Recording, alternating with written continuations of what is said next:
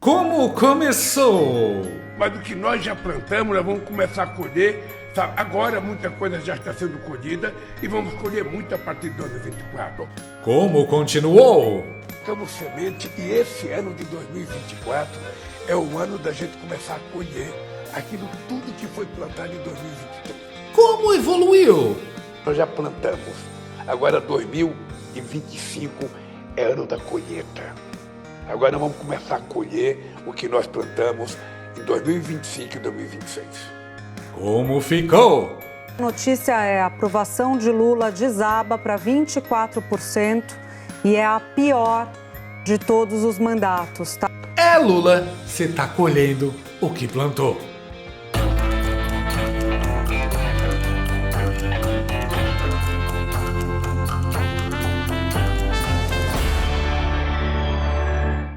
O índice de aprovação do presidente Luiz Caidaço Lula da Silva despencou de 35% para 24% nos últimos 2 meses, segundo a pesquisa Datafolha, divulgada nesta sexta-feira.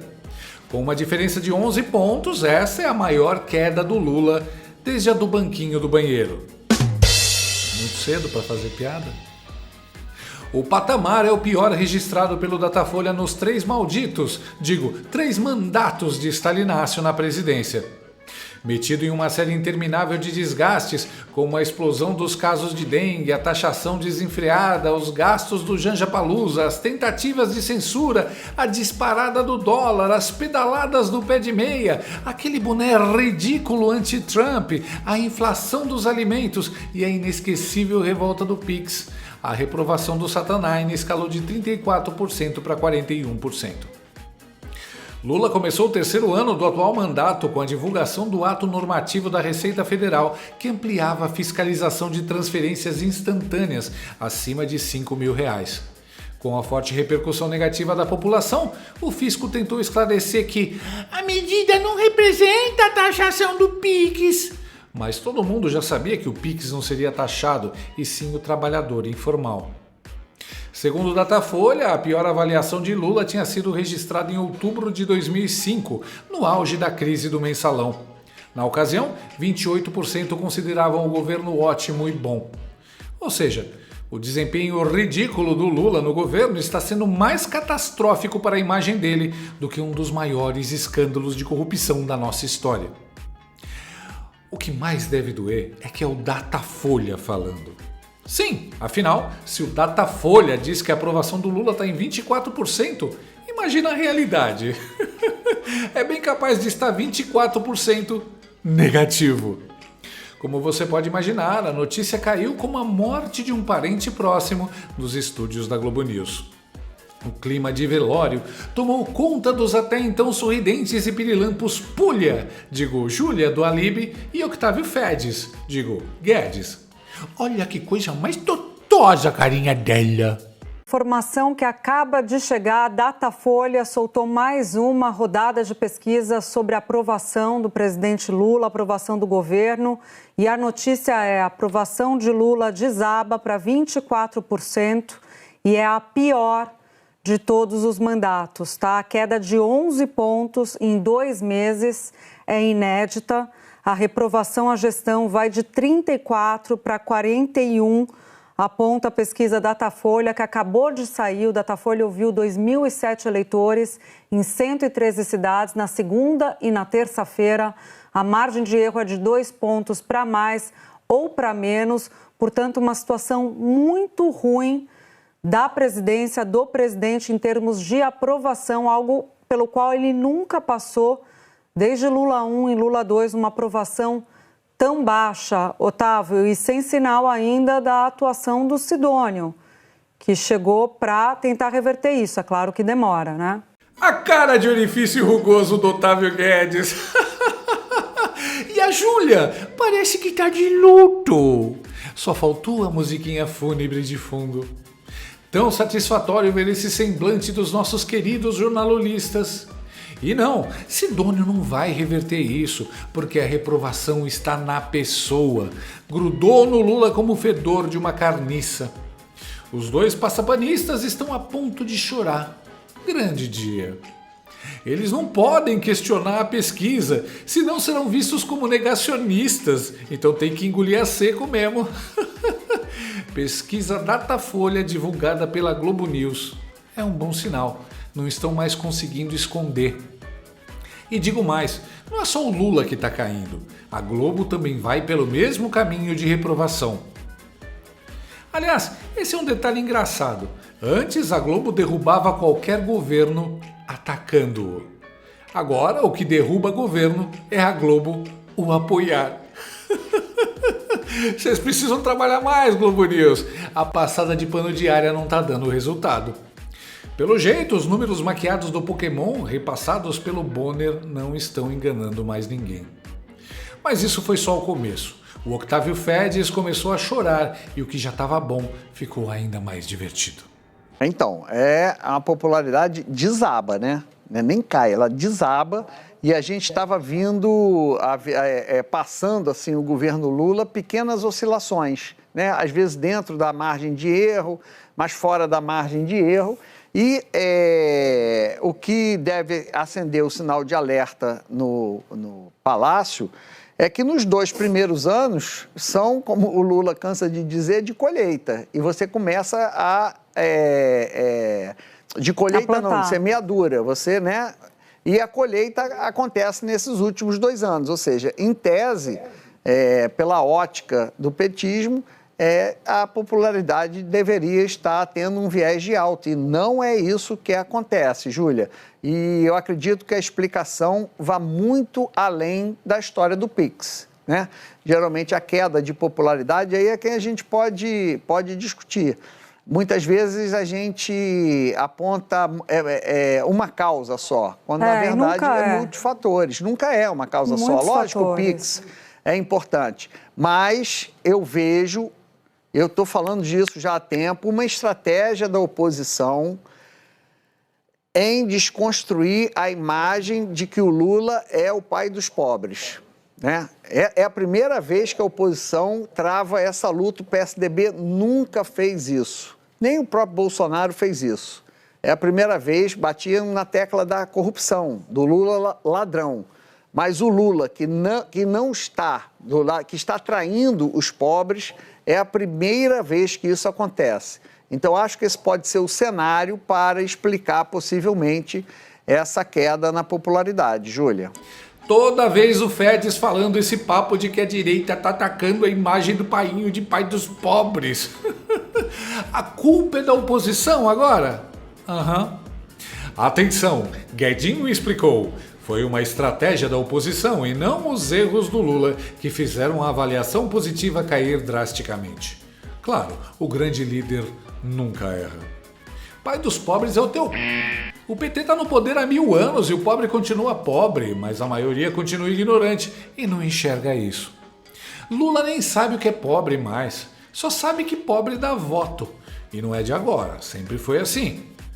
A oposição não precisa fazer nada. O Bebum já apertou o botão de eject sozinho.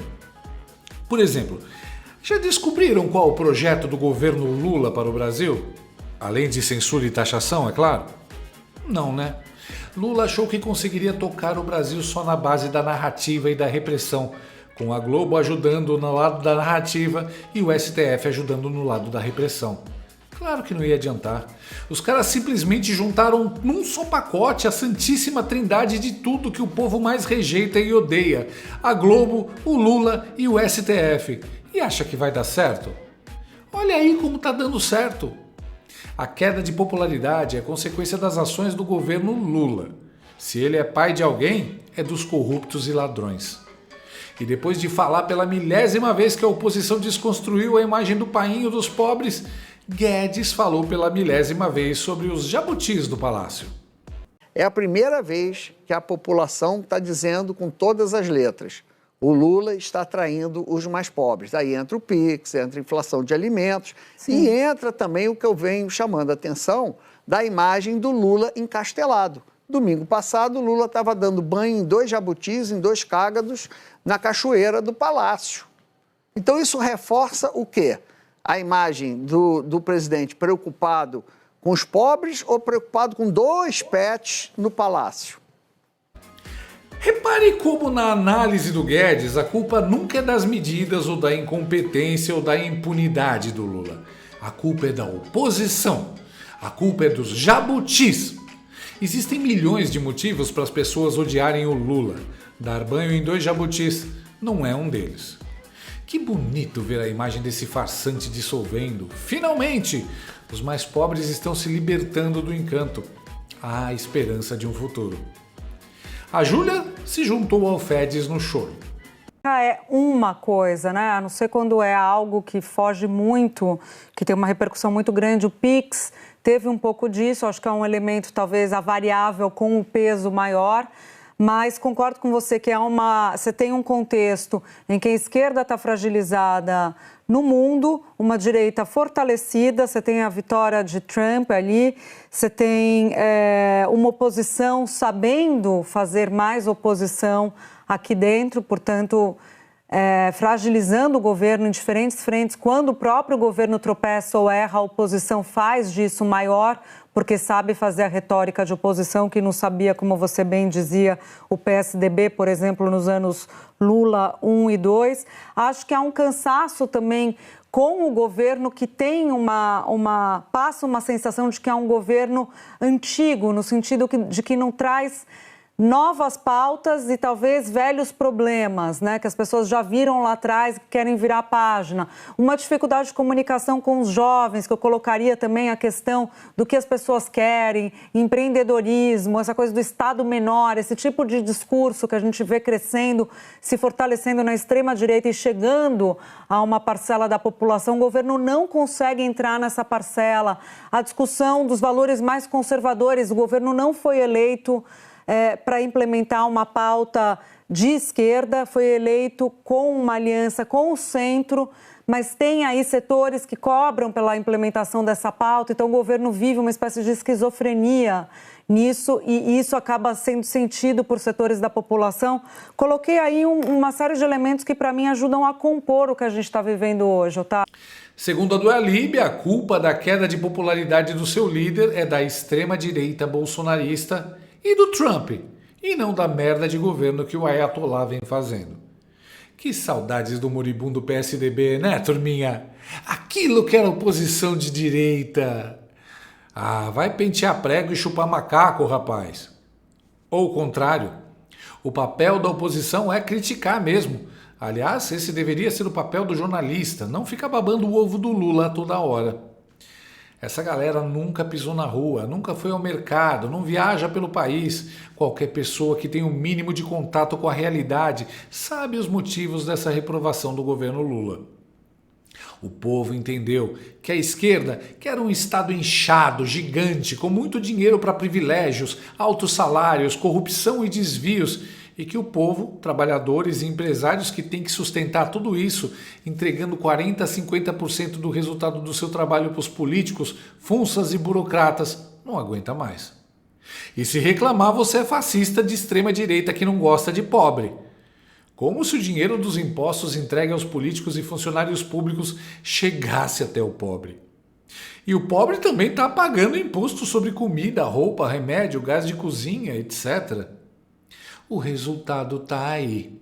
Agora, esse tombo de 44 para 29,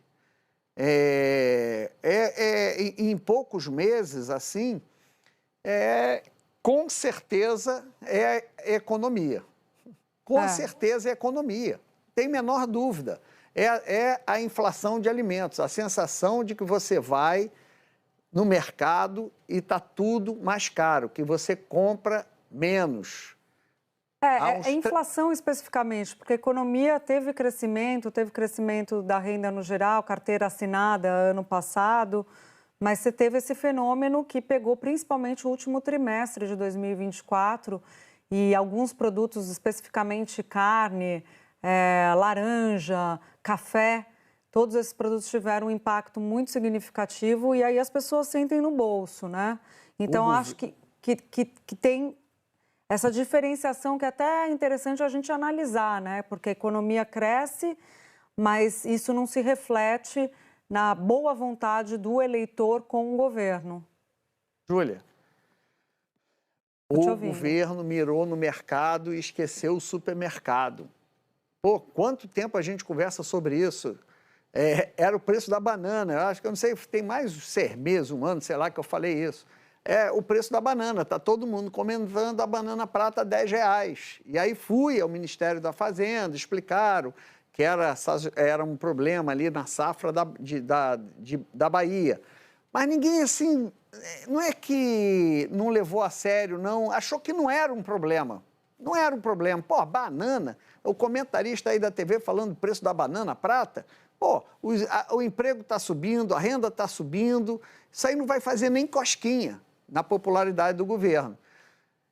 E quem frequenta supermercado, quem conversa com essa população mais pobre, sabe que há uma sensação de que cada vez que você vai ao supermercado, o preço aumenta. E assim, a inflação, o Sardenberg, na CBM, fala muito bem sobre isso. Ou seja, a inflação, tem uma inflação lá, aumenta 10%. Aí depois o preço para de aumentar, a inflação é 0. Mas o preço não voltou lá para baixo. E é essa sensação que o brasileiro tem. Por isso que essa queda é explicada muito mais por esses fatores. Teve o Pix também? Teve. Esse mundo é informal. E o Pix é usado por informal. Mas é basicamente o que você consegue comprar no supermercado. Sensação de que tá tudo caro. O rombo na conta na saída do supermercado não tem nada de sensação, ô pelego chapa branca. É realidade mesmo. Que porcaria de governinho e que porcaria de análise. Segundo os jornalistas, a economia cresce. Eles só não explicam que ela cresce de forma artificial, via gastos públicos levando o país para o buraco indevidamente, com juros altos e aumento de impostos para combater o déficit. E não é só a economia. É o excesso de ministros incompetentes e corruptos, o alinhamento a ditaduras, a falta de uma estratégia, os puxadinhos para tentar aumentar a popularidade, a violência nas ruas. Lula é uma farsa, um grande mentiroso hipócrita, o qual vocês não têm coragem de desmascarar, né, Globo News? Uma das coisas mais importantes para que a gente possa controlar o preço é o próprio povo. Tá na hora de encher mais o rabo de jornalista militante de dinheiro para salvar o pinguço. Ouvi de uma fonte do Planalto. O pessoal da Globo News age com cara de surpresa. Mas a verdade é que a única vez desde 2015 que Lula teve uma boa aprovação foi no interior. No interior das urnas eletrônicas em 2022. Não tem como enganar as pessoas para sempre. Uma hora esse conto de fadas acaba. E chegou a hora. Muito se diz que o Lula 3 era igual a Dilma 2 na economia, na incompetência e na falta de articulação. Agora é igual também na popularidade. Alô, Hugo Mota! Tá na hora de ativar o modo Eduardo Cunha!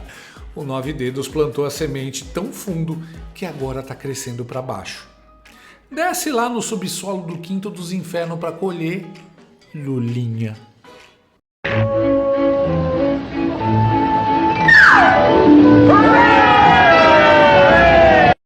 Gostou desse vídeo? Então inscreva-se no canal, comente, curta e compartilhe com seus amigos. Não gostou? Compartilhe com seus inimigos. Até o próximo vídeo, se o mundo não acabar antes. Por hoje é só.